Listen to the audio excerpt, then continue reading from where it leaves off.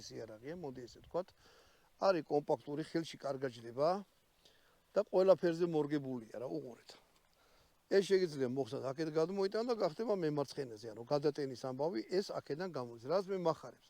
თოფი რაც უფრო მრავალფუნქციურია, უკეთესია. შეიძლება სულ მემარჯვენე იყოს, მაგრამ კაია რომ ეგეთ ფუნქცია აქვს. კიდე კონდახი. შეხედეთ რანაირი ფორმისაა. აი პისტოლეტის ტარებს რო ეძახიან, ეგეთი რაღაცა, მაგრამ ხარზე მიცადებიც აქვს. ძალიან მოსახერხებელია. მით უმეტეს ხელი თუ ისა გაქვთ რა ქია. დიდი არა გაქვთ, კარგად ჯდება ხელში, აი ყურეთ.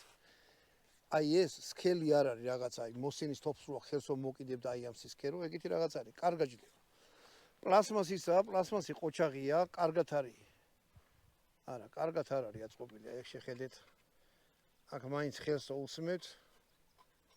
ხორცზე გედებათ. და აი აქაც ცოტა გამოწეული აქვს.